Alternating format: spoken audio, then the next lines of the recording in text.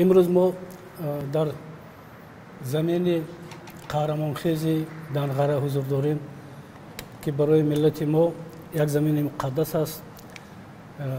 با اون که مثل طلبک لالایف جوانمردهای به دنیا داده است، با اون که مثل پیشوای ملت ما نجات بخش ملت ما به دنیا داده است. و این آزمونی که ما امروز جمع کردن اینجا، آزمون نام دارد تاجیکستان خانه آباد من. ببینید خودی در همین نام علاقه شما هدف این آزمون درک کردید.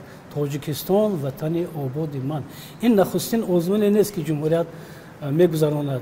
جمهوریت چندین سال است که هر سال یک آزمون میگذراند. مثلا آزمون بخشیده به جشن وحدت ملی در رشتان زمین گذرانده شد و با یادبودی قهرمان تاجیکستان نصرت الله مخزوم.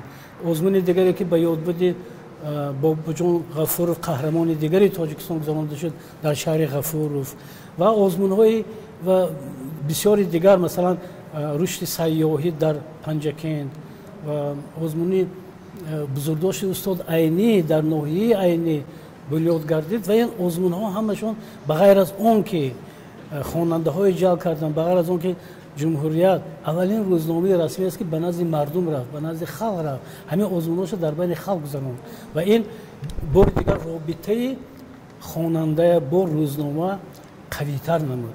مردم از نو رو آوردن به خواندن جمهوریت. ما در سمرقند بودیم، همراه همین جمهوریت، آزمون جمهوریت وقتی که پنجکند رفته بودیم، ما در سمرقند اونقدر مخلص‌های زیاد جمهوریت آمدن.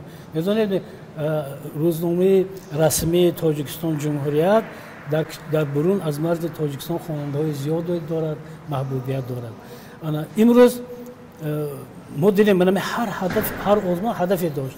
این آزمون‌ها بغیر از اون که به خواننده نزدیک کردن، تعداد خواننده‌های زیاد کردند و غیر از این اینها رسالت‌های بسیار بزرگ اجرا کردند. مثلا آزمونی که به استاد عینی بخشیده شده بود، این آزمون واداشت که یک گروه عالما، ادیبا پژوهش‌های نو، اثرهای نو درباره استاد عینی نویسند. می‌دونید عینی شناسی ما کامل‌تر شد و در شکل کتاب مجموعه از شو برآمد جنبست همین آزمون. و همین گونه مثلا در بزرگداشت باباجان غفورov قهرمان تاجیکستان نیز پژوهش‌های نو، تحقیقات‌های نو، تاریخ‌های نو نوشته شدند. این هم به شرافتی آزمون جمهوریت بود. آزمون جمهوریت بخشیده شده بود به شعر کودکان که در خوجند در قصر ارباب با اشتراک رئیس ولایت جنبست کردید. هم آزمون باباجان غفورov یک سال پیشتر نیز در سطح بلند جنبست کردید. و این آزمون ادبیات کودکان هم یک دستگیری از ادبیات کودکان ما در نواحی در تمام کشور است که این هم در خوجند برگزار گردید. و مثل همین دستگیری از رشد سیاحی و هنرهای مردمی در دهات، این هم یک آزمون جمهوریت بود که در شهر باستانی پنجکند جنبست گردید. و اینها همه کارهایی هستند که بغیر از اون که به خواننده نزدیک کرد روزنامه، بغیر از این در همین موضوعها ایجادهای نو، یعنی پژوهش‌های نو به وجود آورد که این به فایده هم ادبیات شناسی و هم علم و هم ادبیات است.